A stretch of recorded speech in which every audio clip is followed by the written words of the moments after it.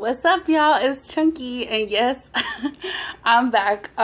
Today we're gonna be eating. Oh my god, I feel like rusty. Like I'm so rusty at this now. But yeah, so today we're gonna be eating self-explanatory. I mean, what you see here, onion rings. We're gonna be eating some bomb-ass onion rings because I've been craving them like crazy, and some ranch. I got a chile verde burrito, and I got two hard shell tacos. Let me see. Can you guys see me good? I know that ain't for me. It better not be for me. I got a hard shell taco right here. This is just, you know, hard shell tacos. If you don't know what hard shell tacos are, Google it. Duh. But hard shell tacos with sour cream, lettuce, tomato, cheese, and I got one shredded chicken and one beef. God, I feel so rusty at this. Okay. These tacos right here are some of the first tacos that I did. Was on one of the first mukbangs I did.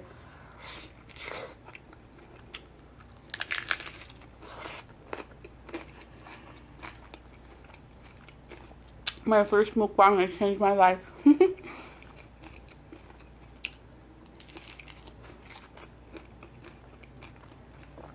This is regular tacos. It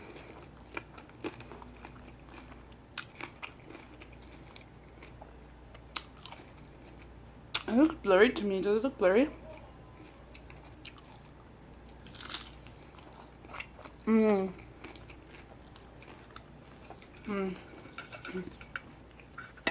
I have my cup right here. Kind of chola, kind of classy. And then it says Chunky but funky on the bottom. That's my other channel if you guys don't know yet. Yeah. Diet Coke as usual.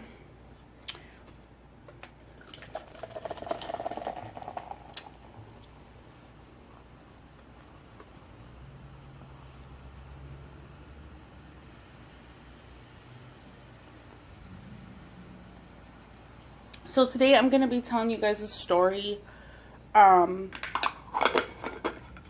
pretty much how I grew up and how I kind of got to where I am now. Kind of how I grew up and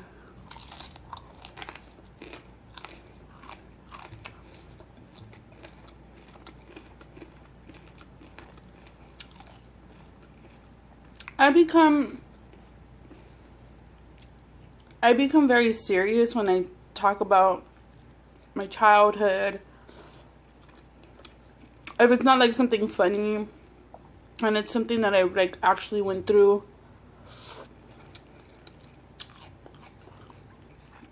Here's the taco. Like, I'm trying to get it close to you.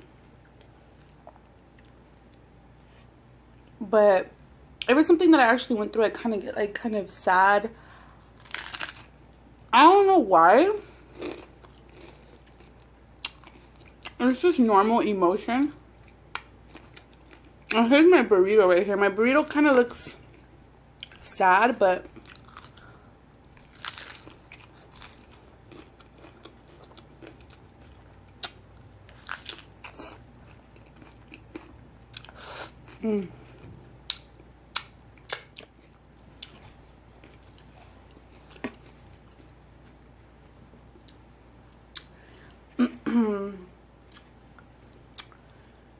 so when me and my brothers get together, my brothers come over and we talk about everything, and it's so dope because it's almost like therapy for us to just sit around my living room, this very living room right here, this very couch right here, and just, you know, watch TV, enjoy a movie, enjoy, you know, some drinks or some food, and just talk about life, cry it out, laugh it out, hug it out, talk it out, you know, all of our problems, all of our fears, all of our current problems, all of our past problems. It's just so therapeutic and so beautiful. And I think one day I really want to like put a camera up and just kind of capture that moment for you guys, so you guys could like kind of partake into what we talk about and some of our problems and stuff like that. You know, here's some ranch. I got some ranch right here. And then that's for my onion rings. These are some of my two favorite things to eat. Is the chile verde burrito.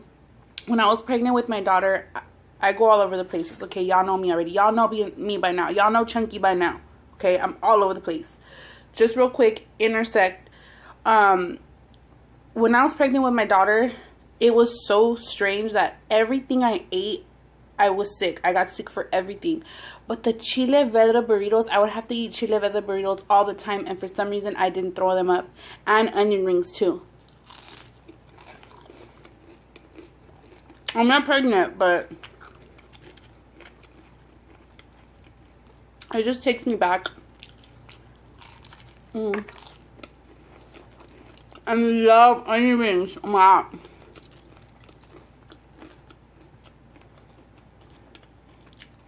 Onion rings are my favorite thing. Yes, baby. And then what I do to fit them in like the little thing in here, because they don't fit, I just like flatten them and then stick them in. So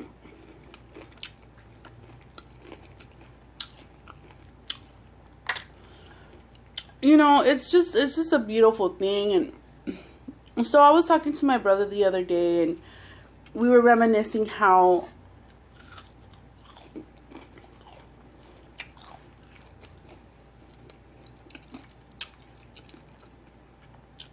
when we were younger, we all grew up in with different people, because my mom constantly lost custody of us.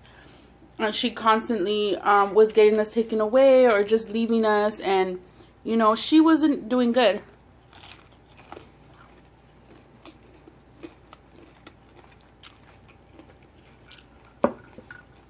So my brothers grew up in Boyle Heights. Also, the 4th Street Projects. And, well, they moved in the 4th Street Projects, and they moved out of the 4th Street Projects because they tore them down. Then they moved into a house in Boyle Heights.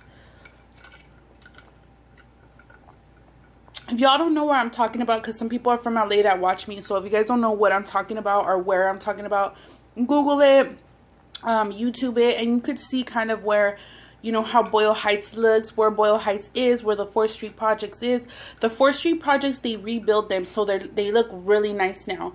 They're still ghetto. I mean, they're still ghetto as fuck, but they look really nice now because they tore them down. They used to look horrible before. They were like, they almost look like jail. Me, I was on pretty much another side of East LA, more near Commerce. That's where I grew up, and I was with my aunt. So my brothers were with my mom's side, and I was with my dad's side. And we still were able to see each other all the time, despite, you know, them with another family and us with another family, or me with another family. But we were both dirt poor. Like, we were both you know, started from the bottom. I mean, we're not on the top yet, but, you know, we're doing okay for ourselves. But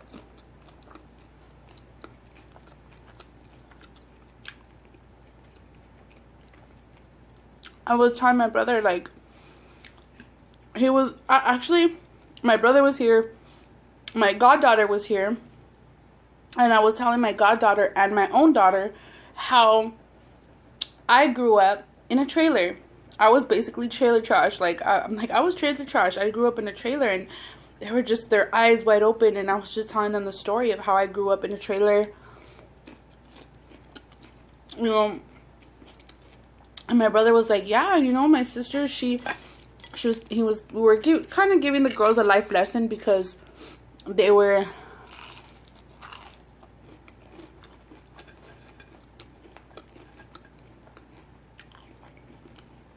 I think they were asking, I think my daughter was asking me, like, Mom, like, you know, when are we gonna get a bigger house?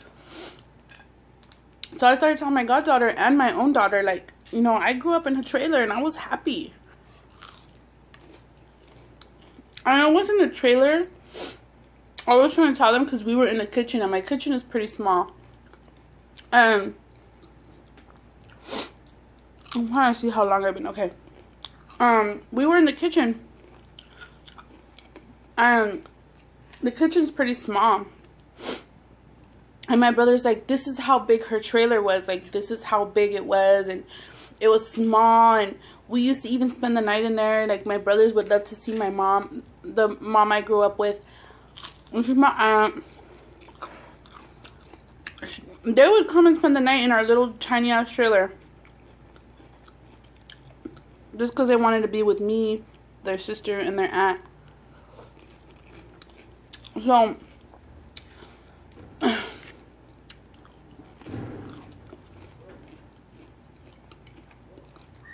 can't stand the neighbors. Anyway, so, I'll take a bite of my burrito now. So,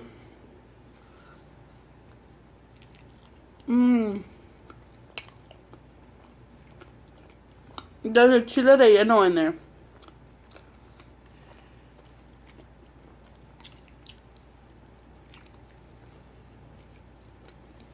So my brother was like, yeah. And I was like, you know what? It wasn't just a trailer. Like, it's not a trailer like you think a trailer. It was actually a motorhome. My bad. It was a motorhome. We called it a trailer, but it was a motorhome. And it was like the kind of motorhomes you drive, like a little Winnebago motorhome. And it was broken down.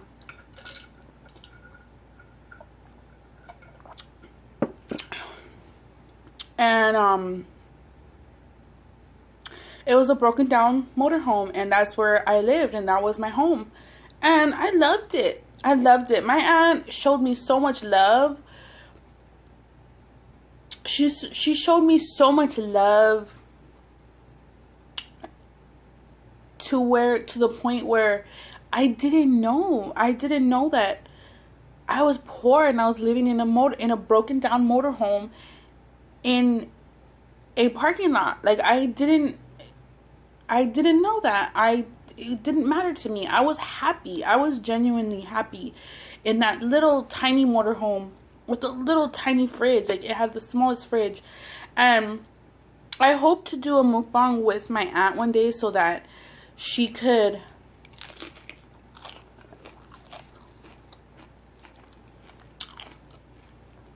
tell her story as well.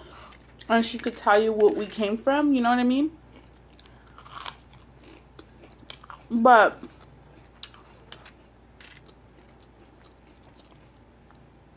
we lived in this little tiny motorhome, and then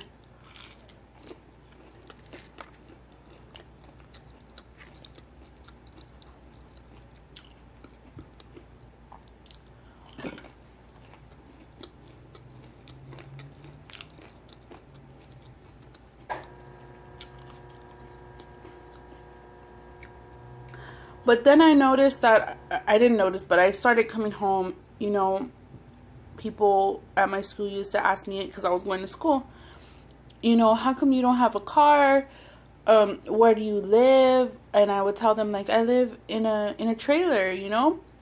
So I kind of started getting kind of a little bit discouraged, because some people at my school would be like, you live in a trailer, like, how come you don't live in a house? And stuff like that. They would kind of like ask me about that. And I just started to get discouraged, and I started to ask my mom, like, Mom, like, you know, why do we live here? I started to kind of ask questions because I was getting older. And my aunt would tell me, like, don't worry, things aren't going to change for us. She would always tell me, things are going to change for us. You know, just pray. Things will get better. And excuse me if I kind of like cry a little bit. It's just, it's not me sad. I'm not sad. It really touches my heart because me and my mom have been through a lot.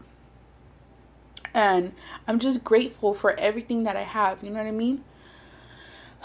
That's all. I'm not sad at all. It just brings up feelings, and I'm a very emotional person because I am a Pisces, and because I am a woman, I'm just very emotional. But so yes, food makes me happy though. Food has always made me happy. Like, that's one thing that is that, despite having a little, I've always had enough food.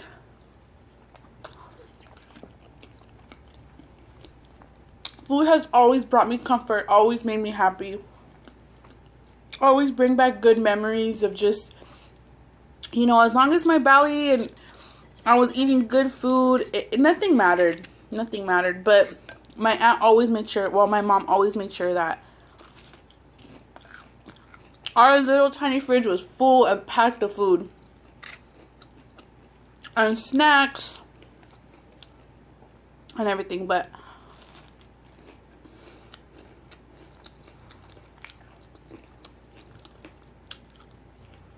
so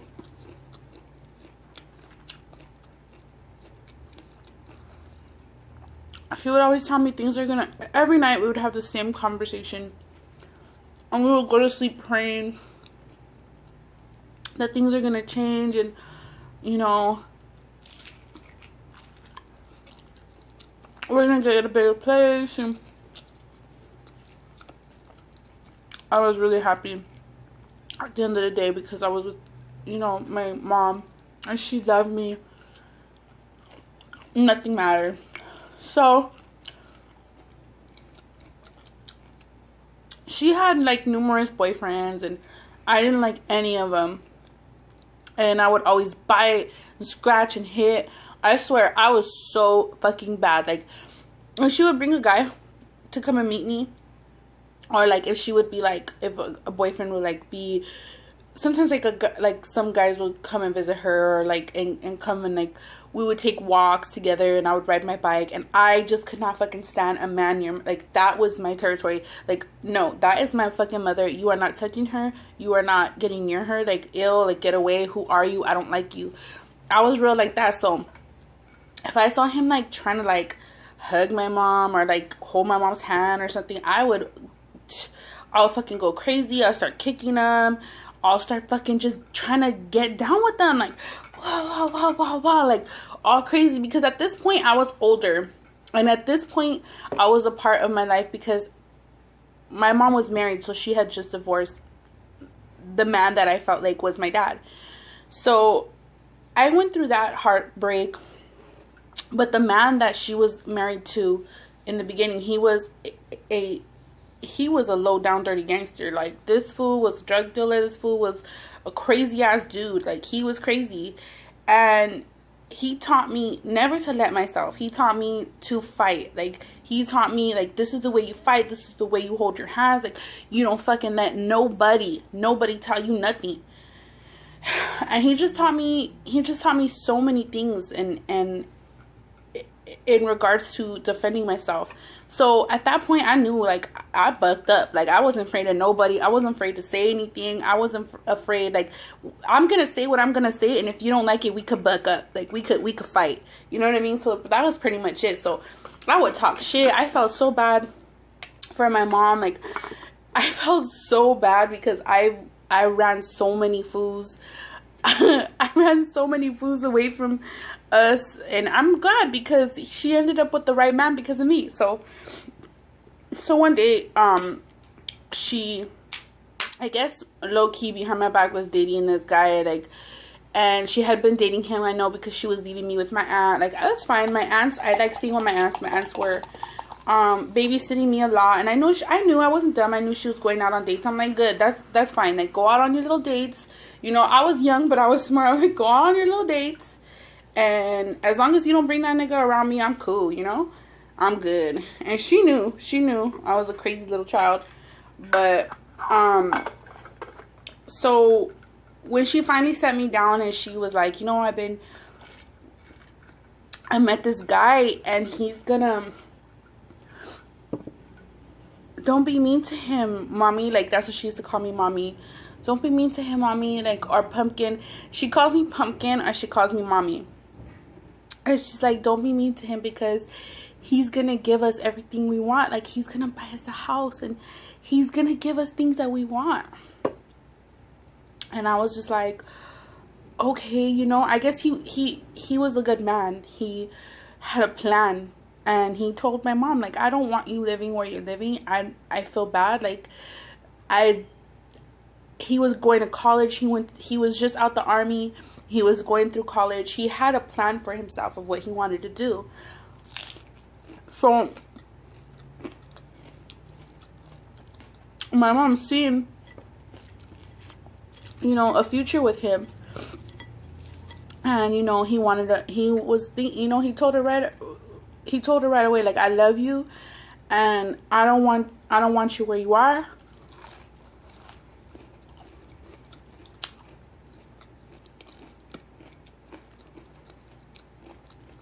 So he moved us first to so I accepted him because my mom told me, like, I felt the genuineness and I felt the sincereness from him, and when I met him, and I felt the loving, you know, from my mom. And what she told me, I was like, okay, mom, like, I won't beat him up.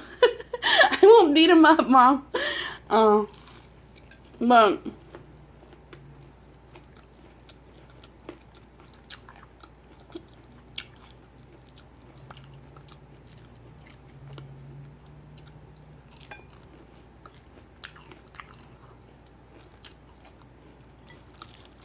let me just grab on these real quick.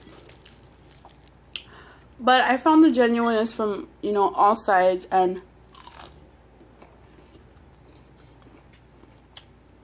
I said, you know what?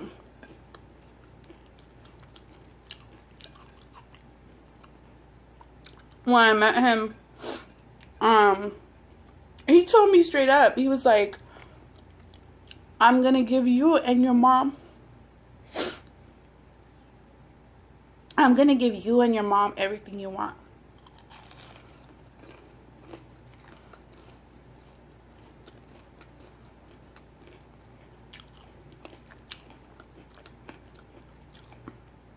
And that night she told me, she goes, Mommy, remember when we would pray? Like, I used to pray to God, like,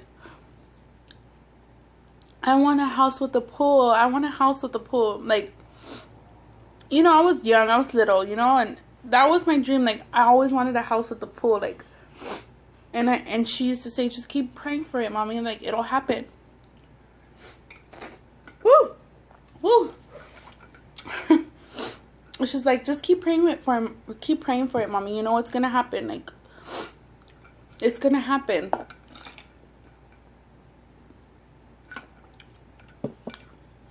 So, because he was going to college and because he had to save up, because he wanted to buy his house, and he was still going to college and still doing stuff, still, you know, going along with his plan, he couldn't move us out right away.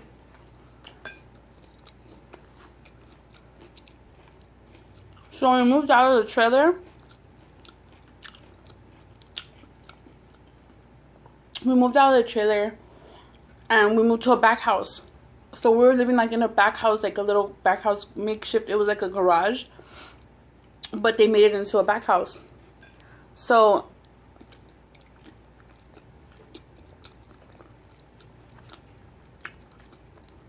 this has like, it has a chile relleno burrito and it has beans.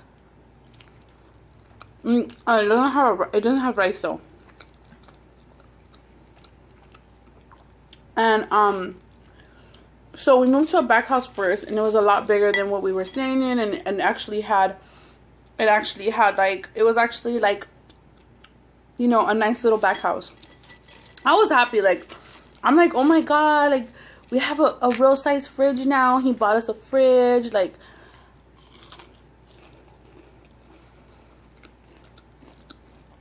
we could actually fit like a big bed in there. And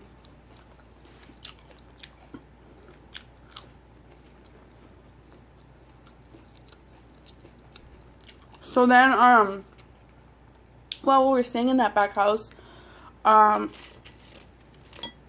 aunt, started to get sick, and she got, I just remember her being really sick.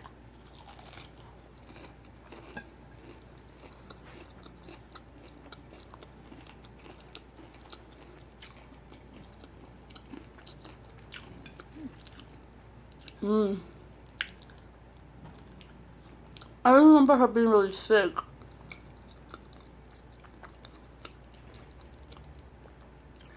And she thought she had the flu. She kept saying she has the flu, she has the flu.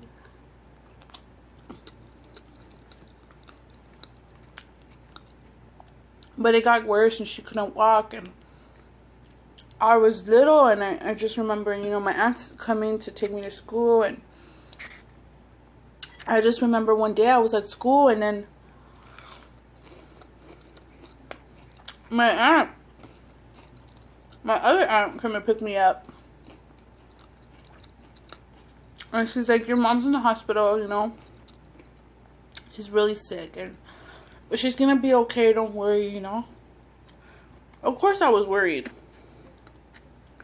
So I was still with my Auntie Delia.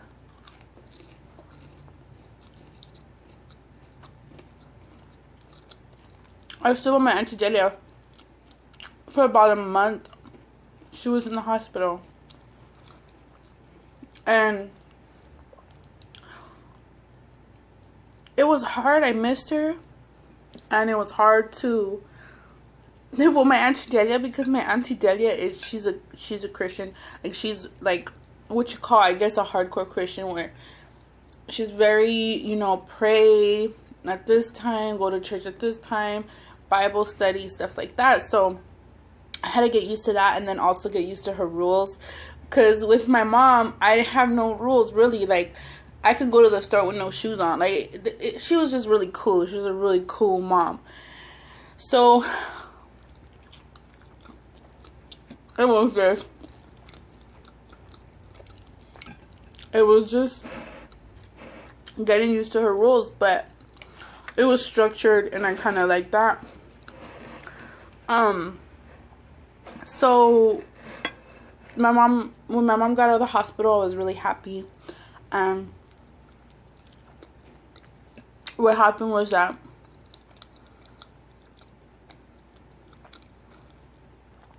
she had a tumor. I think she had 2 tumors in her ovaries and in her stomach, and she also had her kidneys were bad and stuff like that, so they had to drain her kidneys, and they had to do surgery and take out her tumors. And I don't want to disclose other things that were wrong with her, but mainly it was like she had tumors, and she had kidney problems. And but luckily she was able to, she's healthy, you know, she's healthy now. So when my aunt got out, we were staying with my aunt, so my other aunt could help us. Well, when my mom got out, we were staying with my aunt, so my aunt can help her out because she was still ill. And then when my aunt started to feel better, well, my mom started to feel better, sorry. When my mom started to feel better,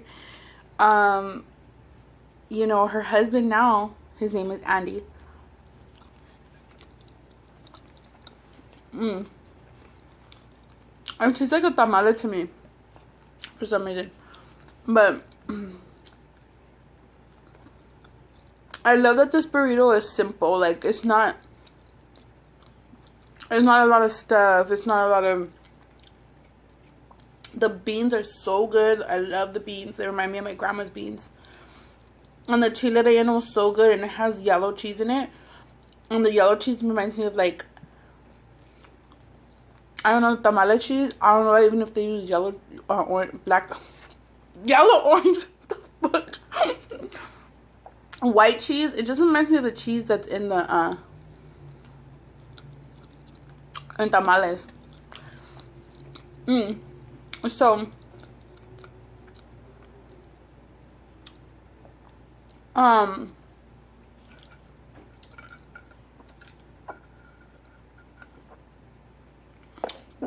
ooh.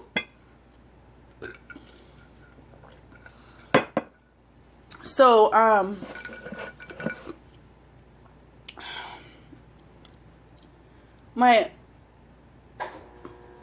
her husband just rolls up with a new car, like, bam, baby, we got a new car. He bought us a new car. Once we had that car, we were out of there. Like, we were on the road and we were everywhere because we never had a car before. We were always on the bus. But you know what?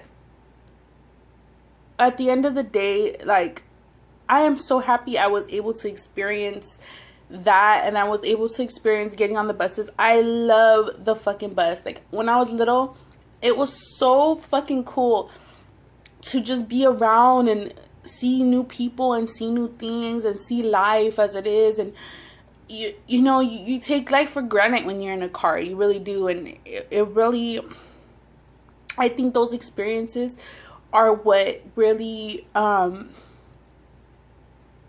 humbled me to life, and what really brought me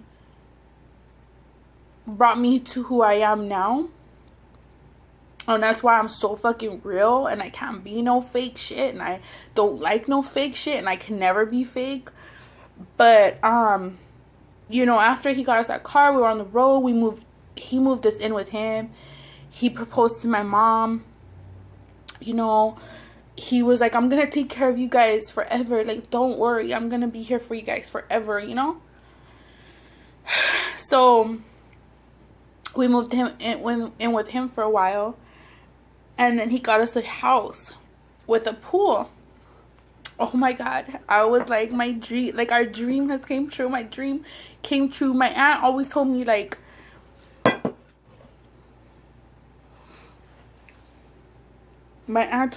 don't stop praying. And I never stop praying. I always pray. Even though I don't go to church as much anymore, I still pray to God, you know? But we got a house after that with a pool, and then, you know,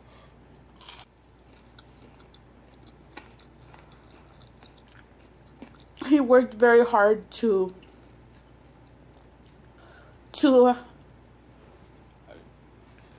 he worked very hard for us to live comfortably. We were not rich. We just had a nice little 2-bedroom house,